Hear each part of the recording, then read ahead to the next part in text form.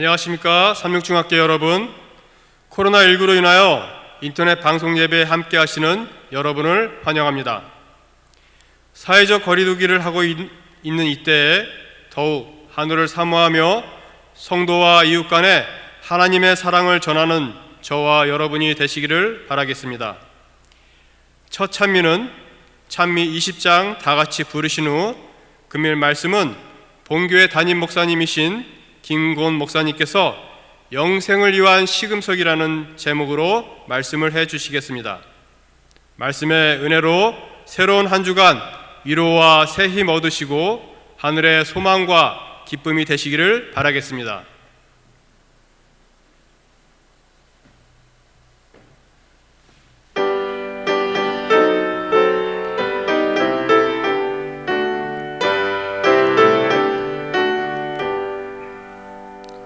성부의 사랑 높이 찬송하세. 범죄한 자들 치돌보시니 천사도 함께 높이 찬송하세. 주 여호와께 성자의 자비 높이 찬송하세. 택하신 자를 청년과 노인 모두 찬송하세. 구세주 예수 성령의 함이 높이 찬송하세. 우리를 위해 깨우쳐 주시니 성부와 성자 성령 삼위일체 다 찬송하세.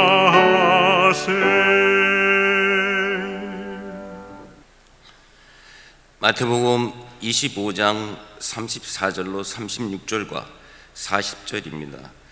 그때에 임금이 그 오른편에 있는 자들에게 이르시되 내 아버지께 복받을 자들이여 나와 창세로부터 너희를 위하여 예비될 나라를 상속하라. 내가 줄일 때에 너희가 먹을 것을 주었고 목마를 때에 마시게 하셨고 나그네 되었을 때에 영접하였고 벗었을 때에 옷을 입혔고 병들었을 때에 돌아보았고 옥에 갇혔을 때에 와서 보았느니라. 임금이 대답하여 가라사대 내가 진실로 너희에게 이르노니 너희가 여기 내 형제 중에 지극히 작은 자 하나에게 한 것 같이 곧 내게 한 것이니라 하시고, 사랑과 은혜가 풍성하신 하나님 아버지, 이렇게 화창하고 벚꽃이 만발한 아름다운 안식일에 우리 삼육중앙교회 성도님들이 주님 앞에 영광과 찬송을 들을 수 있게 하시니 감사합니다. 하나님 아버지, 질병과 고난으로 가득한 이 세상에 아버지의 자녀되게 하심을 감사드립니다. 아버지, 주님의 그 은혜에 감사하여 주님이 기뻐하시는 삶을 살기를 원하지만 저희의 나약함으로 인하여 주님의 뜻대로 살지 못하는 저희를 불쌍히 여겨 주시옵소서. 이 시간 저희의 죄를 자책하고 회개하오니 저희의 죄를 사하여 주시고 주님의 뜻을 먼저 생각하는 믿음을 주옵소서. 하나님 아버지, 특별히 지금 전 세계가 국경을 추월하여 코로나 바이러스로 인하여 두려움과 공포 속에 살고 있습니다. 이 어려운 시기를 지나고 있는 저희를 긍휼히 여겨 주시어 어려움 당하지 않게 돌보아 주시고 불확실성과 슬픔 사이에 있는 모든 사람들을 치유하시는 하나님 아버지, 이 질병을 사람의 힘으로써 이길 수 있다는 교만을 치유하여 주시옵소서. 예수님께서 모든 병과 질병을 치유하시면서 전도 여행을 하셨습니다. 하나님 아버지, 아픈 이들에게 모든 질병을 치유하시는 하나님 아버지, 능력의 손으로 치료하며 주시어 깨끗이 나올 수 있게 은혜 베풀어 주시옵소서. 이 시간 담임 목사님께서 하나님의 말씀을 전해 주실 때 저희의 심령의 길을 열리게 하시어 성령의 큰 감화를 받아 새로운 한 주를 주님의 뜻대로 살기를 하도록 인도하여 주시옵소서. 사랑의 아버지, 예수님의 이름으로 기도합니다.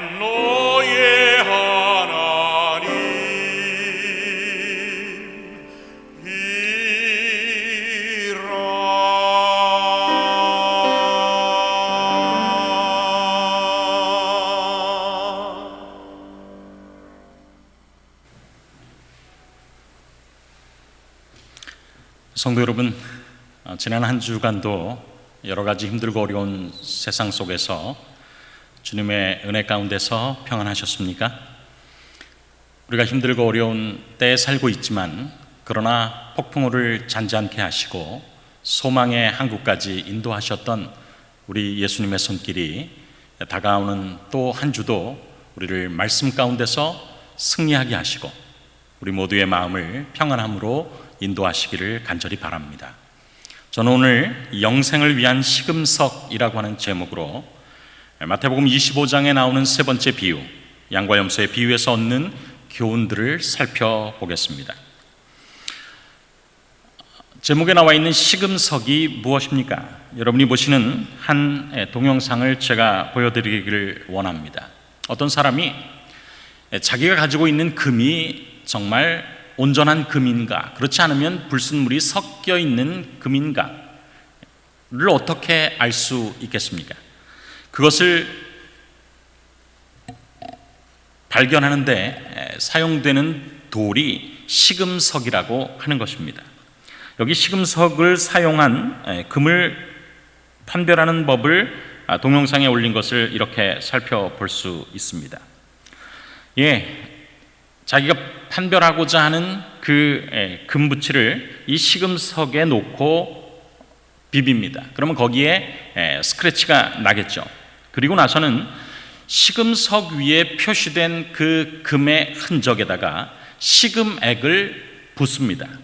여기 보면 22K용 시금액을 붓는 것입니다. 그렇다면 24K 순금은 22K 시금액으로 덮여도 금 색깔이 없어지지 않습니다. 그래서 우리는 시금석과 시금액을 통하여서 내가 가지고 있는 금이 순금인지 아니면 불순물이 섞인 금인지를 알 수 있게 되는 것입니다.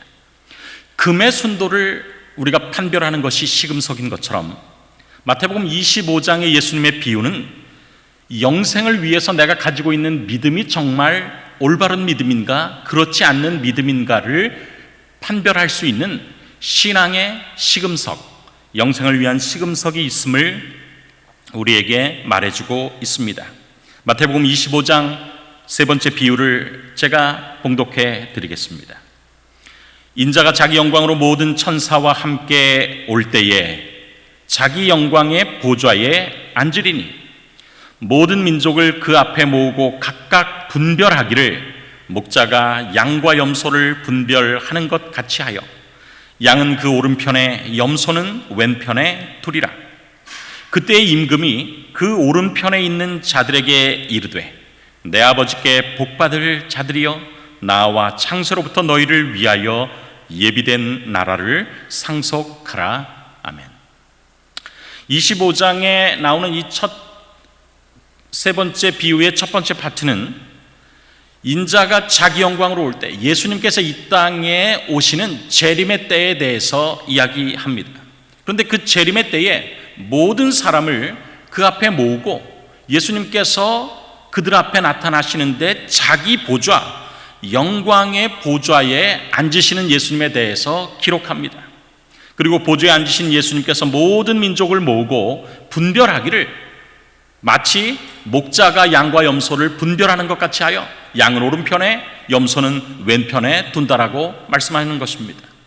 그리고는 그 오른편에 있는 자들에게 그리고 왼편에 있는 자들에게 그들의 영원한 운명을 결정하는 선고를 내리시는 것을 바라보게 되는데 오른편에 있는 자들에게는 아버지께 복받을 자들이여 나와 창세로부터 너희를 위하여 예비된 나라를 상속하라라고 축복하시는 것입니다. 여러분과 제가 주님께서 이 땅에 오실 때 그의 나라를 상속받는 주님의 귀한 백성들이 되기를 간절히 바랍니다. 우리가 마태복음 25장의 세 번째 비유를 살펴보면서 우리가 깨달아야 될 아주 중요한 교훈이 있습니다. 그것은 주님의 명령, 상속하라라고 하는 주님의 명령을 기억하는 삶을 사는 것입니다. 여기 25장 34절에 이렇게 기록되어 있죠. 내 아버지께 복받을 자들이여 나와 창세로부터 너희를 위하여 예비된 나라를 상속하라.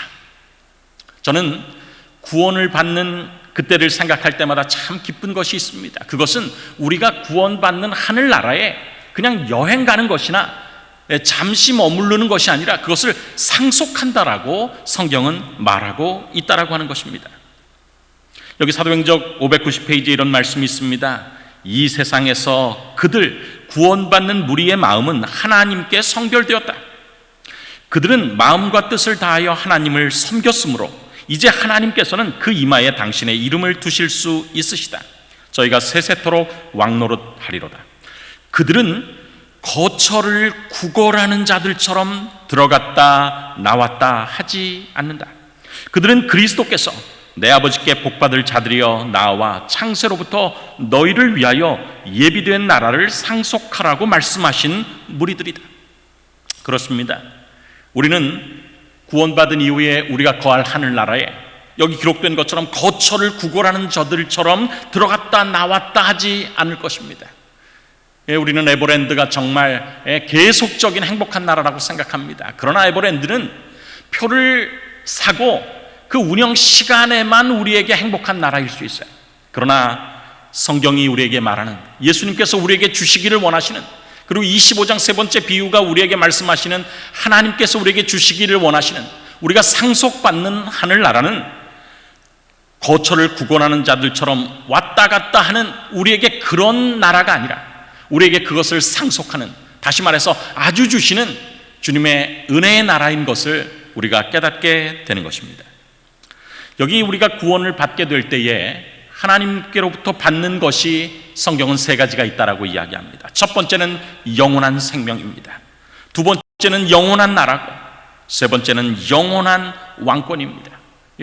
우리가 비록 세상에서 우리가 코로나로 그리고 세상의 여러 가지 임할 징조들과 재앙들을 생각할 때 우리가 두려워하지만, 그러나 마태복음 25장 세 번째 비유는 우리에게 그 모든 것에 준비를 우리가 신실히 했을 때 주님께서 우리를 위해서 마련해 놓으신 것, 우리가 상속받아야 될 귀중한 것들이 있다라고 하는 사실을 가르쳐 줍니다. 우리가 세상에서 힘들고 어려운 상황에 처할 때마다 주님께서 우리를 위해서 마련해 놓으신 상속할 것들로 인하여서 어려움 가운데서 새로운 힘과 용기를 얻게 되기를 바랍니다. 하나님께서 우리에게 마련해 놓으신 것은 영원한 생명입니다. 여기 요한복음 3장 16절 우리가 잘 아는 말씀이 있어요. 하나님이 세상을 이처럼 사랑하사 독생자를 주셨다. 왜 그런가?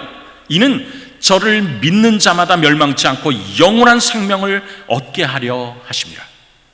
우리는 영원한 생명을 상급으로 얻게 될 것입니다. 그리고 우리는 영원한 나라를 상속하게 될 것입니다. 여기 다니엘 7장 27절에 보면 나라와 권세와 온 천하 열국의 위세가 지극히 높으신 자의 성민에게 붙임바 되리니 그의 나라는 영원한 나라라고 기록되고 있습니다. 그렇습니다.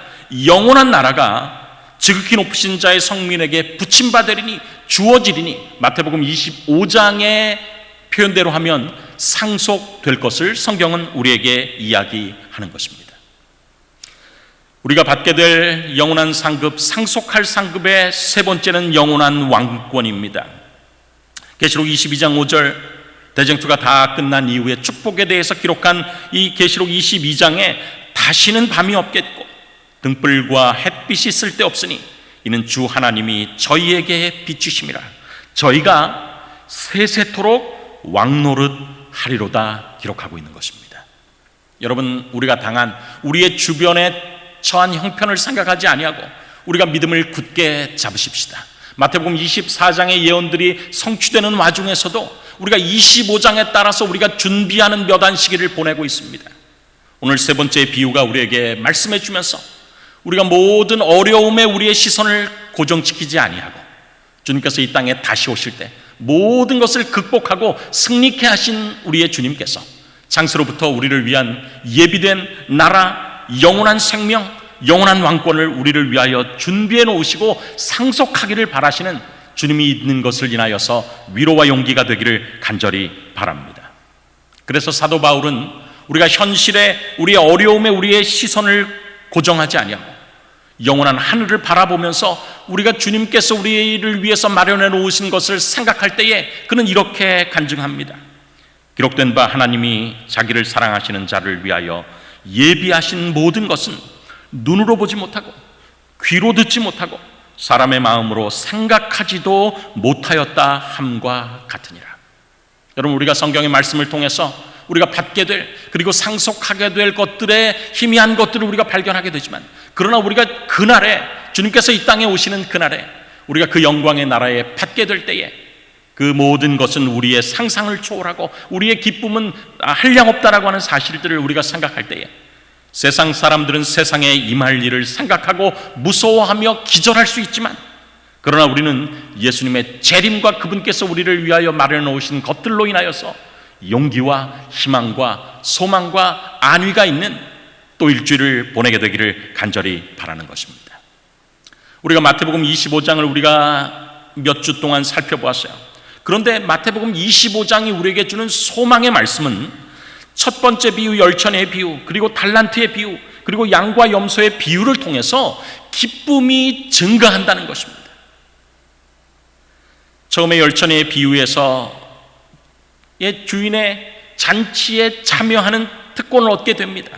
그러나 두 번째 달란트의 비유는 자신들이 일하여 벌은 달란트를 가지고서 주인의 즐거움에 참여하는 것입니다.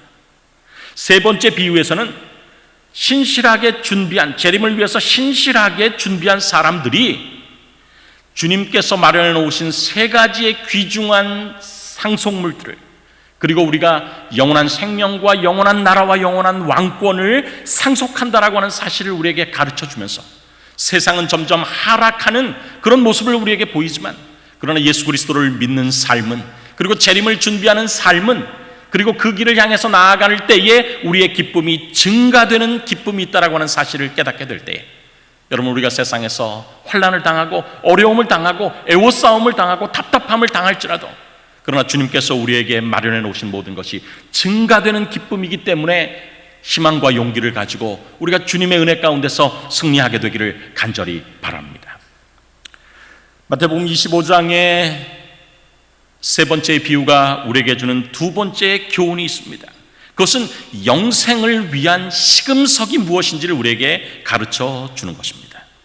여러분, 우리가 예수님께서 이 땅에 오실 때 재림이 있고, 그리고 자기 보좌에 앉으시며, 그리고 모든 민족을 그 앞에 놓고 분별하면서 그 가운데 오른편에 있는 자들에게 영원한 나라를 상속하라고 말씀하십니다.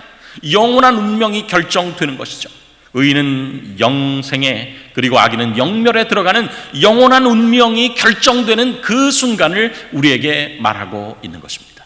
막연하게 징조를 바라보면서 막연하게 두려워하거나 고통당하지 아니하고, 주님께서 우리에게 주시는 은혜 가운데서 우리가 양의 무리에 들어가는 것이 도대체 어떠한 특징이 있기 때문에 들어가는지를 오늘 우리가 깨닫게 된다면, 우리는 주님께서 우리를 위해서 마련해 놓으신 그 아름다운 것들을 소유하게 될 것입니다. 그 도대체 무엇이 그들의 운명을 갈랐느냐에 대해서 성경은 우리에게 이렇게 말하고 있는 것입니다. 내가 줄일 때에 너희가 먹을 것을 주었다. 내가 목마를 때에 마시게 하였고, 나그네 되었을 때에 영접하였고, 벗었을 때에 옷을 입혔고, 병들었을 때에 돌아보았고, 옥에 갇혔을 때에 와서 보았느니라. 이 모든 것을 줄이면 무엇이라고 할 수 있겠습니까? 너희는 나를 도와주었다는 것입니다. 예수님께서 말씀하시는 것입니다. 내가 힘들고 어려울 때, 내가 너희의 도움이 가장 필요할 때 너희는 나를 찾아와서 도왔다. 그것이 너희를 영원한 운명을 결정하는 이유이다. 그리고 그것이 영생을 위한 시금석이라고 하는 사실을 우리에게 말씀하고 계신 것입니다. 의인들은 이렇게 대답합니다. 주님, 저에게 그런 과분한 칭찬을 하십니다. 그런데 도대체 언제입니까? 저는 기억이 나지 않습니다. 그때 예수님께서 40절에 오른편에 있는 자들에게 이렇게 이야기하십니다. 임금이 대답하여 가라사대, 내가 진실로 너희에게 이르노니 너희가 여긴 내 형제 중에 지극히 작은 자 하나에게 한 것이 곧 내게 한 것이니라 하시고, 예수님께서는 오른편에 있는 사람들이 당신을 향하여서 가장 필요할 때에 도왔다라고 말씀하십니다. 그들은 도대체 주여, 우리가 언제 주님께서 어려우실 때 우리가 도왔습니까? 그때 예수님께서 내 형제 중에 지극히 작은 자 하나에게 한 것이 예수님께 한 것과 동일하다라고 말씀하고 계시는 것입니다. 우리는 왼편에 있는 자들이 왜 영멸에 들어가는지에 대해서도 성경을 통해서 확인할 수 있습니다. 이 성경절을 보면 똑같은 이야기를 예수님께서 반복하십니다. 내가 어려울 때에 너희가 돕지 않았다라고 하는 것입니다.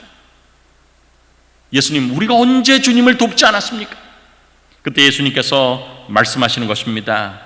저주를 받은 자들아 나를 떠나 마귀와 그 사자들을 위하여 예비된 영영한 불에 들어가라. 이에 임금이 대답하여 가라사대 내가 진실로 너희에게 이르노니 이 지극히 작은 자 하나에게 하지 아니한 것이 곧 내게 하지 아니한 것이라 하시니 저희는 영벌에 의인은 영생에 들어가리라 하시니라. 그렇습니다. 자신도 알지 못하고 내가 언제 그렇게 했는지를 알지 못하는 선행이 영생을 결정하고, 주님 제가 언제 그렇게 주님께서 어려울 때 돕지 않았습니까? 라고 이야기하는 그들의 그 무관심과 사랑 없음이 영원한 멸망을 결정했다라고 하는 사실을 우리가 깨닫게 되는 것입니다. 여기 시대의 소망 637페이지에 이런 말씀이 있어요.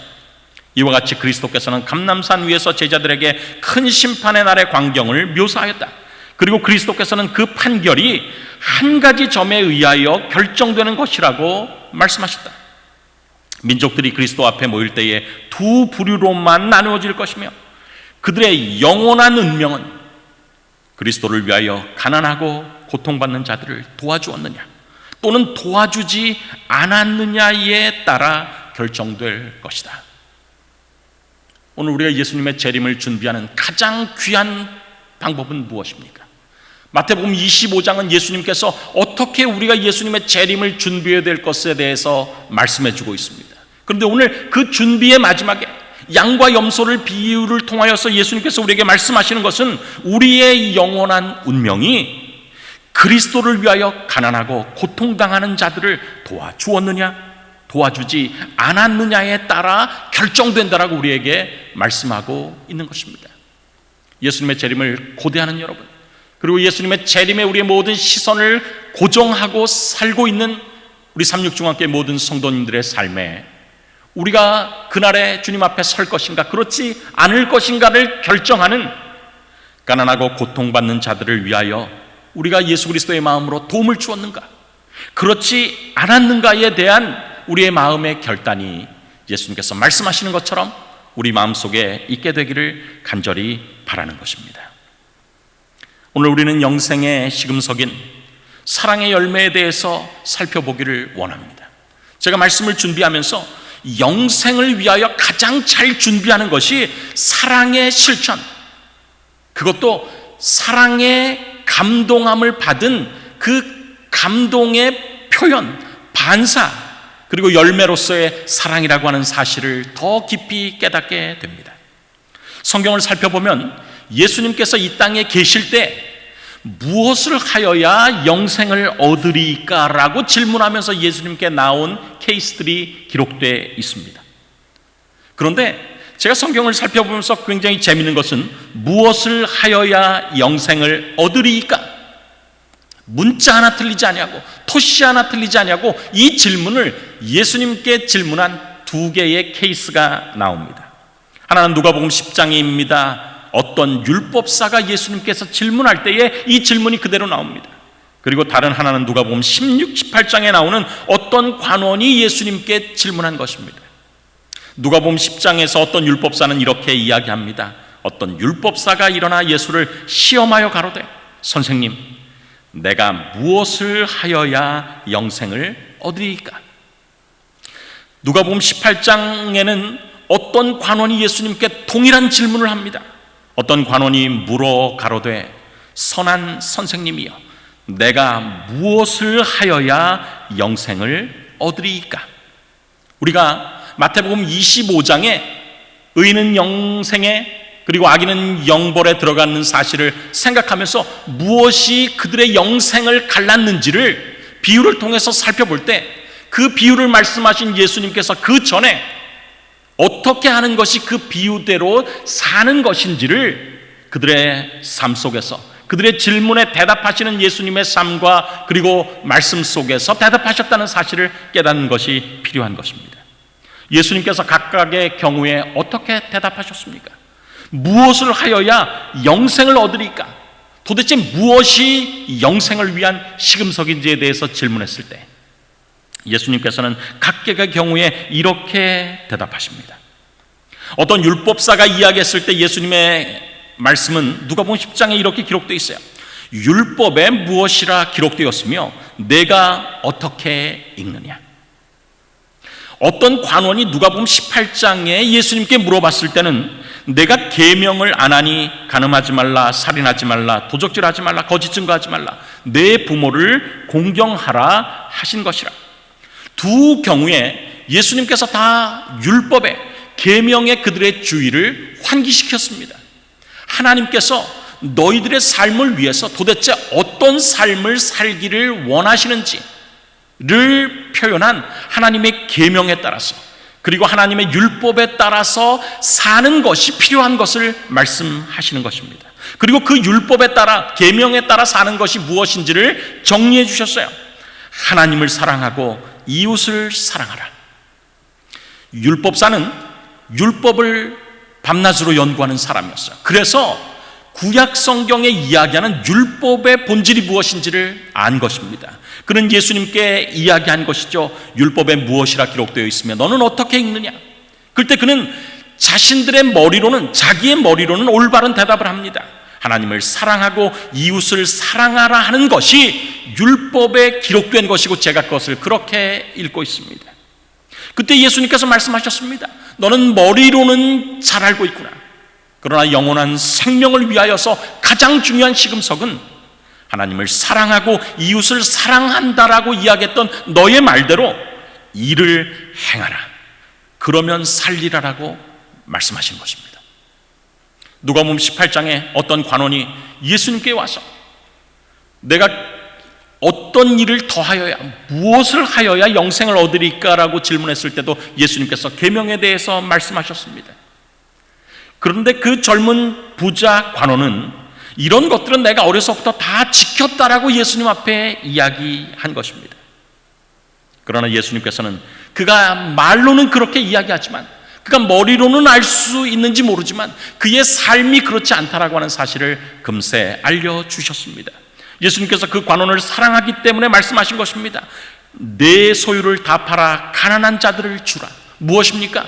네가 율법을 그렇게 지켰다면 그 율법의 원칙인 이웃을 사랑하는 삶으로 초청하신 것입니다. 그리고 와서는 나를 좇으라. 하나님을 사랑하는, 신을 사랑하는 삶으로 그를 초청한 것입니다. 그렇습니다. 계명을 우리가 알 때 하나님의 율법이 우리에게 주는 아주 중요한, 가장 중요한 교훈은 하나님을 사랑하고 이웃을 사랑하는 삶이야말로 하나님께서 우리의 삶에 원하는 삶이라고 하는 사실을 우리에게 가르쳐 주는 것입니다. 오늘 하나님께서 우리에게 성령을 통하여 동일하게 호소하십니다. 하나님을 사랑하고 이웃을 사랑하는 것이 율법의 본질이요 계명의 전부인 것을 우리가 알지만 아는 것으로 끝나지 아니하고 이를 행하라, 그러면 살리라라고 말씀하고 있는 것입니다. 무엇이 그런 삶인가? 누가복음 10장에서 예수님께서는 천대받는 사마리아인이 최선을 다하여 자기를 학대하고 천대시하는 유대인, 강도 만난 자를 살려주는 이야기를 통하여서 무엇이 진정한 사랑의 발현인지를 우리에게 말씀해주고 있습니다. 누가복음 18장에 나오는 이 젊은 관원의 질문에 대한 대답으로 우리는 누가복음 19장에서 멸시받는 세리 삭개오를 통하여서 무엇이 하나님의 율법이 우리의 마음속에 새겨졌을 때 예수 그리스도의 사랑의 그 정신이 율법이라는 도구를 통하여서 우리의 마음속에 새겨졌을 때 어떻게 예수님께서 하셨던 것처럼 주위의 사람들을 사랑하고 나누어주는 삶이 되는지를 우리는 멸시받는 세리 삭개오의 삶을 통하여 확인할 수가 있는 것입니다. 그렇습니다. 오늘 우리에게 중요한 영생을 위한 시금석은 무엇입니까? 율법의 형식만을 깨닫고 자꾸만을 깨닫고 그 글자에 우리의 글자를 지키는 것으로 인하여서 내가 구원을 위하여 준비됐다라고 착각하는 것에서 주님께서는 돌아서라고 오늘 우리에게 말씀하는 것입니다. 그리고 하나님의 율법의 정신이, 우리를 위한 하나님의 뜻이 기록된 그 율법의 정신이 하나님을 사랑하고 이웃을 사랑하는 것을 실천한다라고 하는 사실을 깨닫고 사마리아인처럼 세리 삭개오처럼 주님께서 우리에게 베푸신 은혜 가운데서 내가 만나는 사람들에게 그 은혜에 감사함으로 보답하는 삶, 예수 그리스도께 봉사하는 것처럼, 예수님께서 어려울 때 도와주는 것처럼 내 주위에 어려운 사람과 도움이 필요한 사람을 실제적으로 돌보아주고 사랑하고 도와주는 것, 바로 그것이 율법의 정신이 우리의 마음속에 새겨진 삶이라고 하는 것이고, 그리고 그렇게 될 때에 우리는 영생의 후보자가 된다라고 하는 사실을 기억해야 하는 것입니다. 우리는 깨달았습니다. 예수의 사랑의 정신을 가지고 이웃을 사랑하는 것, 내 형제 중에 지극히 작은 자를 사랑하는 것이 시금석이라는 것을 깨달았어요. 그렇다면 어떻게 사랑할 수 있겠습니까? 이게 누가복음 10장의 화익주석은 이렇게 우리에게 이야기합니다. 우리가 형제들에게 나타내는 정신이 곧 우리가 하나님에 대하여 어떤 정신을 나타내고 있는가를 선언하는 것이다. 마음속에 하나님에 대한 사랑이 있을 때에만 이웃에 대한 사랑이 솟아난다. 누구든지 하나님을 사랑하노라 하고 그 형제를 미워하면 이는 거짓말하는 자니 보는 바 그 형제를 사랑하지 아니하는 자가 보지 못하는 바 하나님을 사랑할 수 없느니라. 예수님께서 누가복음 10장과 누가복음 18장에 그렇게 율법사와 관원이 깨닫게 되기를 원하시는 영생을 위한 시금석이 무엇입니까? 하나님을 사랑하고 이웃을 사랑하는 것입니다. 그런데 이웃을 사랑하는 것을 우리가 어떻게 할 수 있습니까? 여기 선지자는 마음속에 하나님에 대한 사랑이 있을 때에만 이웃에 대한 사랑이 솟아난다라고 이야기하는 것입니다. 그렇습니다. 이웃에 대한 사랑이 왜 영생과 영멸을 구분하는 시금석이 되는 것입니까? 그것은 내가 이웃에 대한 사랑이 있다라고 하는 것은 하나님에 대한 사랑이 내 마음속에 있다라고 하는 것을 증거하는 것이고, 하나님에 대한 사랑이 있을 때에만 천국은 우리에게 아름답고 가치 있는 것이 되기 때문에 그런 것입니다. 오늘 우리는 세상에 변해가는 여러 가지 것 속에서 예수님께서 가까이 오시는 이 재림의 발자국 소리를 듣습니다. 그러나 오늘 우리는 말씀을 통하여서 그런 재림을 준비하면서 우리의 삶이 하나님을 사랑하고 이웃을 사랑하는 삶으로 점철되지 않는다면 예수님의 재림의 발자국은 우리에게 해피엔딩으로 끝나지 않는다라고 하는 사실을 알려주고 있는 것입니다.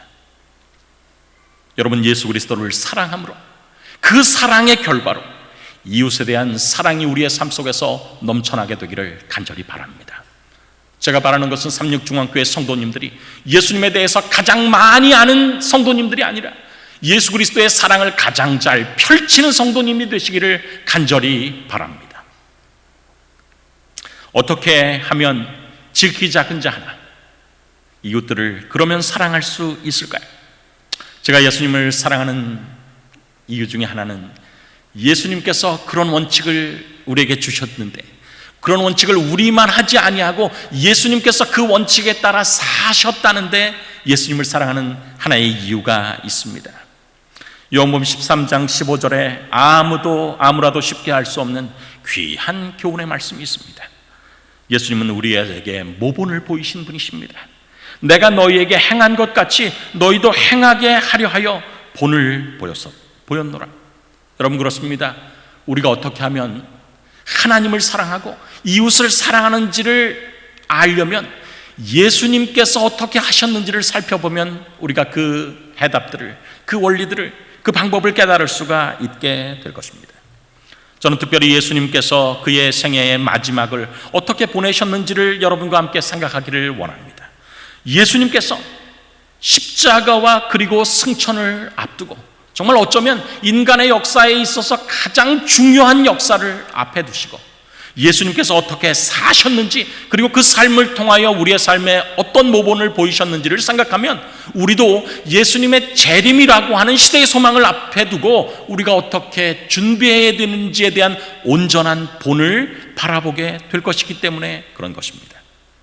예수님께서 십자가와 승천을 앞에 두고 어떻게 사셨습니까? 예수님께서 재림을 기다리는 우리를 위한 완전한 모본을 어떻게 보이셨습니까? 예수님께서는 사람들을 만나셨습니다. 사람들을 그들이 있는 현장 가운데 만나시고 그들의 필요에 반응하시고 그들에게 사랑을 베푸시고 도우셨습니다. 마태복음 25장에 영벌과 영생에 들어가는 그 조건을 예수님께서 그 마지막 숨가쁜 순간에 실제로 행하심으로 우리에게 본을 보이신 것입니다. 우리는 예수님께서 여리고에서 삭개오와 바디메오를 만나신 사건을 기억합니다. 그렇습니다. 예수님께서는 그곳에서 사람을 만나셨어요. 삭개오, 정말 무시하고 지나쳐도 좋을 만한 사람 아닙니까? 바디메오, 맹인에다가 거지입니다. 그리고 그 여리고에 얼마나 많은 그런 사람들이 있겠습니까? 그러나 예수님께서는 삭개오를 만나셨습니다. 그리고 바디메오에게 봉사하셨습니다. 그의 눈을 뜨게 하시고 그리고 예수님의 믿음을 고백하게 하시는 놀라운 은혜를 베푸신 것입니다. 예수님께서는 삭개오의 여리고의 수많은 뽕나무 가운데서 삭개오가 올라간 그 뽕나무를 향해서 올라가신 것입니다. 온 세상을 위해서 구원한 그 구원의 사역보다 예수님께서는 한 사람의 진정한 필요를 그 시대에 그가 간절히 원하는 그때에 제공하는 것이 더 귀중한 삶이라는 것을 모본을 통해서 우리에게 보여주신 것입니다. 그리고 예수님께서는 베다니 문둥이 시몬의 집에 가셨습니다. 그 베다니 문둥이 시몬, 예수님께 잔치는 해줬지만 그의 마음속에 거만한 마음이 있고 예수님을 그저 선지자 중에 하나라고 생각하는 감사하지 못한 그 사람.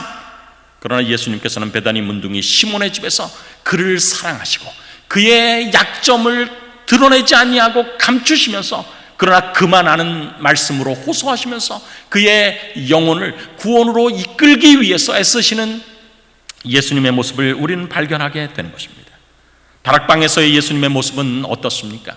엄청난 일을 앞에 두고 막연하게 허둥지둥하거나 그저 그 일만을 생각하는 것이 아니라 예수님께서 살고 계시는 그 시대에 그리고 예수님께서 생애하시는 그 시간에 그분께서 계시는 그 장소에서 필요한 사람들을 위해서 봉사하셨습니다. 다락방에서 예수님께서는 자신을 곧 배반할 유다와 제자들, 십자가를 앞에 두고도 여전히 누가 높은가를 위해서 싸우고 있는 제자들을 위해서 그들의 발을 씻기셨습니다. 영원히 변치 않는 중요한 율법의 원칙을 그들에게 지워지지 않는 방법으로 설교하고 계셨던 것입니다. 예수님께서는 겟세마네에 가셨어요. 그리고 거기서 잡히셨습니다. 그런데 우리는 성경을 통해서 겟세마네에서 예수님께서 대제사장의 종 말고의 귀를 고쳐주신 역사를 우리는 발견하게 되는 것입니다. 예수님께서 잡히시는 것입니다. 하나님의 아들이 인간 폭도들의 손에 의해서 잡히는 것입니다. 그리고 십자가를 위해서 사단이 그 마지막 찬스를 이용하기 위해서 예수님을 얼마나 고통스럽게 했습니까? 그러나 예수님께서는 그 고통으로 가는 겟세마네의 그 순간에도 예수님께서는 말고의 귀를 고쳐주셨습니다. 왜냐하면 예수님께서는 성경에 예언된 대로 그렇게 가지만 이 사람은 평생 귀가 없는 사람으로서 그렇게 슬피 살아갈 것을 아시는 예수님의 사랑의 마음이 그것을 견딜 수가 없이 그를 고쳐주신 것입니다. 자신을 위해서 찬양하는 사람들을 위해서만 돌아가시지 아니하고 자신을 십자가에 못 박는 사람을 위해서까지 아버지 이들의 죄를 용서하여 주옵소서 저들의 하는 바를 알지 못함이니이다 라고 말씀하신 예수님께서 대제사장의 종 말고의 귀를 고쳐주셨습니다. 예수님께서는 진정한 작은 자의 필요에 응답하시는 분이었어요. 예수님께서 안나스와 가야바에게 그 저녁에 재판을 받으실 때 예수님께서는 진정한 작은 자 하나의 필요에 반응하셨습니다. 수제자 베드로가 예수님께 3번이나 저주하고 부인하고 욕하면서 부인하는 그 순간에 예수님께서는 그의 사랑하는 제자를 그 재판장에서 바라보시면서 말할 수 없이 측은한 눈빛으로 바라보시면서 말로 전해지지 않는 눈빛으로 전해지는 사랑을 보여주신 것입니다. 예수님의 사랑은 끝까지 계속됩니다. 십자가에서 마지막까지 같이 욕을 하면서 예수님께 욕하고 저주했던 그 십자가의 한편 강도를 마지막 순간에 그가 염치 없지만 예수님께 구원을 갈구하였을 때 예수님께서는 십자가에서 그 사람에게 구원의 보증을 이야기하지 않고 돌아가실 수가 없었습니다. 이러면 예수님께 있어서는 지극히 작은 자 하나를 위하여 사랑하시고 봉사하는 것이 온 세상을 구원하는 것만큼이나 중요했기 때문에 그런 것입니다. 예수님께서 엠마오의 글로바와 또한 제자에게 나타나셨어요. 그리고 부활하신 이후에 그가 하실 일이 많은 가운데서도 굉장히 긴 시간을 이해가 더딘 그 두 제자를 위하여 차근차근 구약에 나타난 율법과 모세의 글로부터 시작하여 모든 선지자에 쓴 자기에 관한 것을 자세히 설명하신 것입니다. 미련하고 선지자들의 말한 것을 더디 믿는 그 두 명의 제자, 역사상 가장 기쁜 날 슬픔의 터널 속에 가고 있는 그 두 제자에게 예수님께서는 차근차근 엠마오로 가는 모든 길에 그들과 동행하시면서 그들의 안타까운 마음을 채우시고 위로하시고 말씀 가운데서 용기를 주신 것입니다. 예수님께서 그런 삶을 사셨다는 것을 우리가 깨달을 때 여러분과 저의 삶이 이런 삶이 되어야 하지 않겠습니까? 막연하게 그저 예수님의 재림을 고대한다라고 이야기하는 사람들이 아니라 열천의 비유를 통해서 우리의 삶에 역사하시는 성령의 은혜를 우리가 깨닫고 말씀이 오늘 나에게 하시는 말씀을 깨닫는 그런 삶이 되기를 바랍니다. 달란트의 비유를 통해서 막연하게 기다리는 것이 아니라 하나님께서 내게 주신 것이 무엇이든지 간에 그것을 나눠줄 수 있는 삶으로 재림을 준비하게 되기를 간절히 바랍니다. 오늘 세 번째 비유가 우리에게 이야기하는 것처럼 우리의 영원한 운명을 결정하는 것은 지극히 적은 자, 내 형제 중에 지극히 작은 자 하나를 그저 무시하거나 스쳐 지나가지 아니하고 그들의 필요에 반응하는 것이 영원한 생명을 위한 시금석인 것을 깨달으면서 주님께서 원하시는 방법대로 준비하게 되기를 간절히 바랍니다.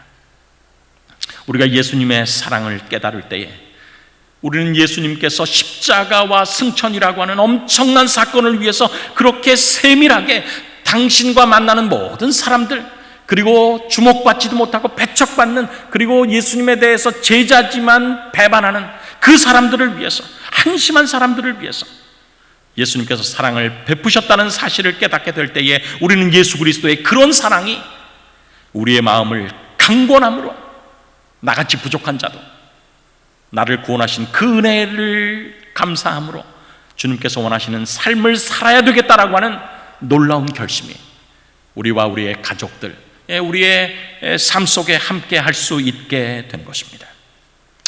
예수님께서는 오늘 우리에게 이렇게 말씀하십니다. 너희가 여기 내 형제 중에 지극히 작은 자 하나에게 한 것이 곧 내게 한 것이니라. 여러분, 우리에게 얼마나 놀라운 은혜를 위한 특권이 주어졌습니까? 우리의 주위에 있는 내 형제 중에 아무도 거들떠보지 않는, 그러나 도움이 필요한 한 사람을 우리가 그리스도의 정신을 가지고 예수님께서 하신 그 모본을 따라서 우리가 사랑하고 봉사할 때에 주님께서는 그 모든 것을 당신 자신에게 한 것처럼 간주하신다는 말씀인 것입니다. 오늘 우리도 예수님의 사랑의 정신을 가지고 우리의 주위의 사람들에게 무엇인가를 나누어 주게 되기를 간절히 바랍니다. 난 아무것도 나눠줄 것이 없다라고 생각하는 우리를 위해서 증언보감 2권 255페이지에 이렇게 기록되어 있어요. 많은 사람들은 생애의 큰 투쟁에서 피곤하고 낙심 상태에 빠져 있다. 그런 사람들에게는 마음을 즐겁게 해주고 용기를 주는 한마디의 친절한 말이 승리의 힘이 될 것이다. 결코 무정하거나 냉랭하고 동정심 없는 비난하는 사람이 되지 말라. 용기를 주고 희망을 일으켜주는 말을 할 기회를 결코 잃어버리지 말라. 우리는 친절에서 나온 부드러운 말이 얼마나 멀리까지 그 영향을 미치며 그리스도를 닮은 우리의 노력이 어떤 무거운 짐을 가볍게 해줄 것인지 결코 예측할 수 없다. 제가 중학교 2학년 때였어요. 제가 일반 학교를 다니다가 삼육학교로 전학을 갔습니다. 제가 어렸을 때부터 신앙을 하는 사람이었지만 삼육학교에서의 처음은 굉장히 적응하기 어려운 때였어요. 그때 제가 무슨 일을 하다가 선생님께 오해를 받았습니다. 잘 보여도 적응하기 어려운데 오해를 받았어요. 그리고 선생님께 불려갔습니다. 중학교 2학년 때였어요. 그러는 한참 제가 계획하지도 않고 하지도 않은 일로 혼을 나게 됐습니다. 그리고 아주 낙담하여서 그 교무실 문을 나왔어요. 그리고 터덜터덜 제 반으로 들어가는 그때였습니다. 제 어깨를 툭툭 치는 한 손이 있었어요. 제가 이렇게 봤더니 저에게 생물을 가르쳐 주시고 영어를 가르쳐 주시는 한 선생님, 이경순 선생님께서 제 어깨를 치시는 것입니다. 그리고 낭망해서 그저 가고 있는, 아무도 거들떠보지 않아도 뭐 차이가 없는 그 한 명의 학생을 위해서 그분께서 제가 지금까지 기억하는 한마디를 해주신 것입니다. 권희야, 왜 축 처져서 가고 있어? 너는 가능성 있는 아이야. 용기를 내봐.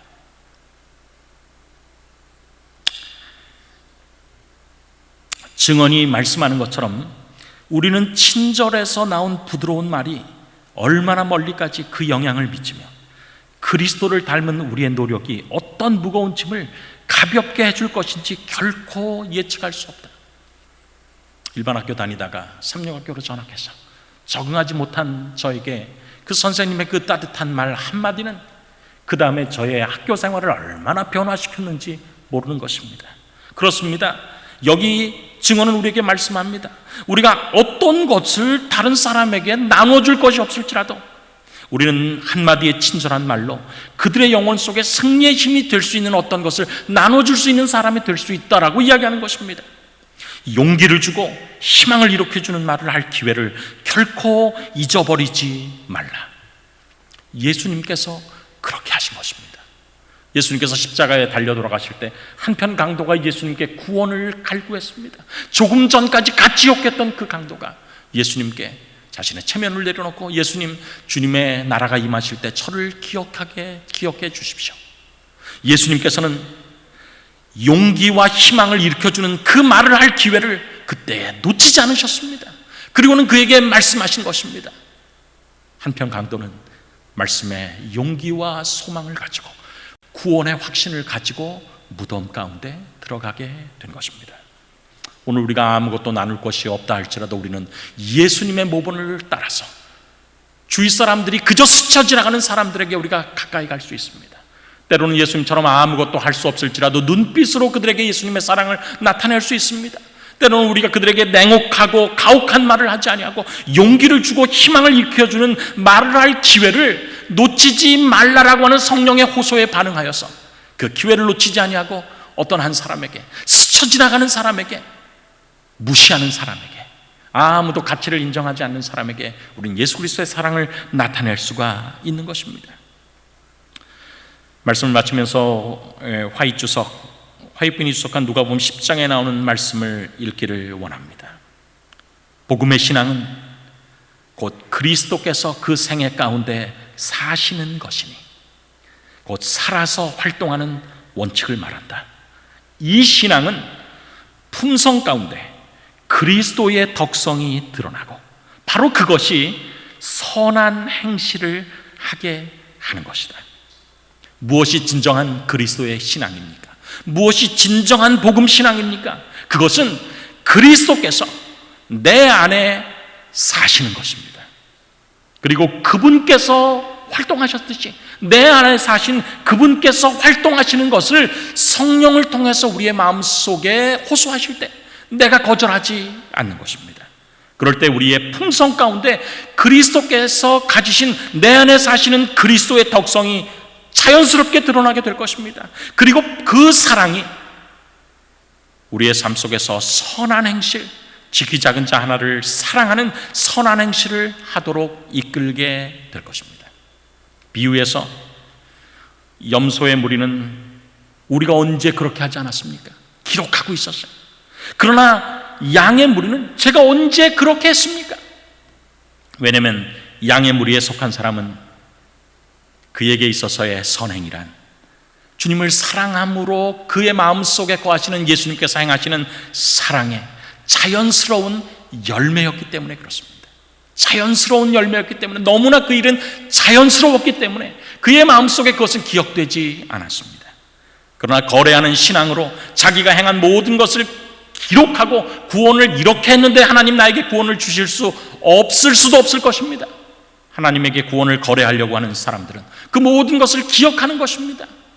그러나 오히려 기억하는, 자신의 선행을 기억하는 사람은 기억하심을 받지 못하고, 자신의 선행을 기억하지 못하는 사람, 그의 품성에 새겨진 원칙에 따라서 열매를 맺음으로 기억하지 못하는 사람들은 간압받게 되는 것입니다. 오늘 우리가 또 일주일 동안 이 세상에 살 것입니다. 오늘 주님께서 우리 앞에 수많은 사람들을 지나가게 하실 것입니다. 또 일주일 동안 우리는 우리가 영향을 끼칠 수 있는 사람들을 만날 것입니다.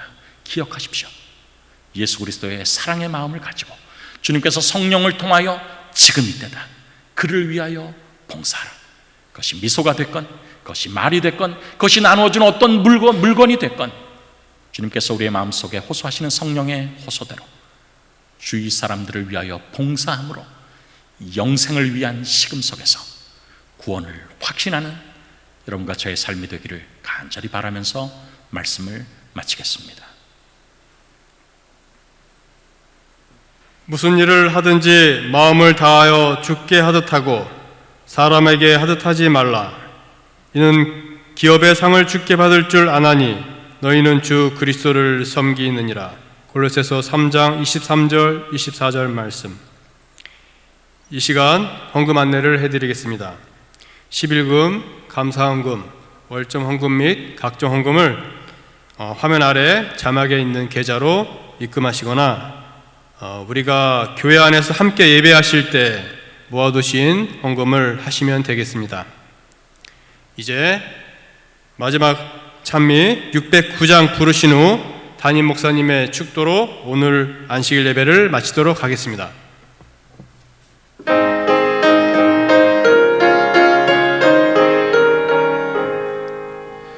참 사랑 가진 자는 늘 기쁨 누리고 또 이웃에게 기쁨을 나눠주도다.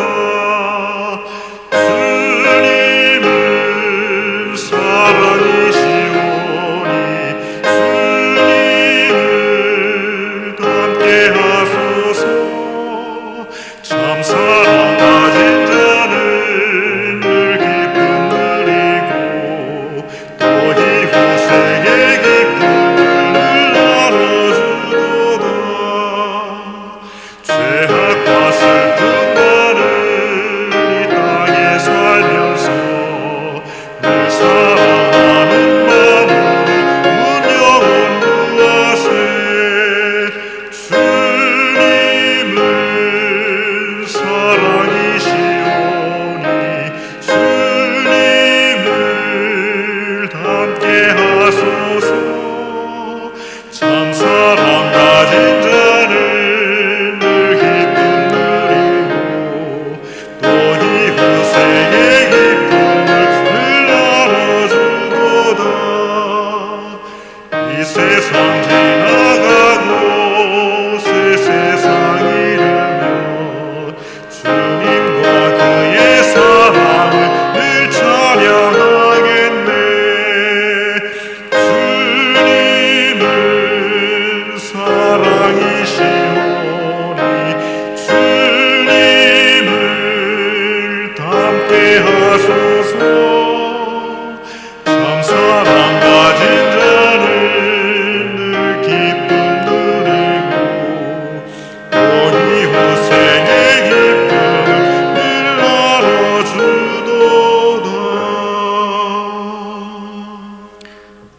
사랑과 은혜가 많으신 아버지 하나님, 오늘 우리에게 무엇이 주의 재림을 위한 진정한 준비인지를 깨닫게 하시니 감사합니다. 주님께서 우리의 보여주신 모본을 따라서 우리도 예수님처럼 내가 있는 곳에서 내 주위에 스쳐 지나가는 아무도 관심이 없는, 자격 없는 사람들에게 예수 그리스도의 심정으로 사랑이 무엇인가를 나눌 수 있도록 인도하여 주시옵소서. 막연하게 재림을 고대하는 것이 아니라 같이 구원을 받아야 될 사람들에게 예수님의 심정으로 봉사하는 우리 모든 삼육중앙교회 성도님이 될 수 있도록 도와주시옵기를 구주 예수 그리스도의 이름으로 간절히 축원하옵나이다. 아멘.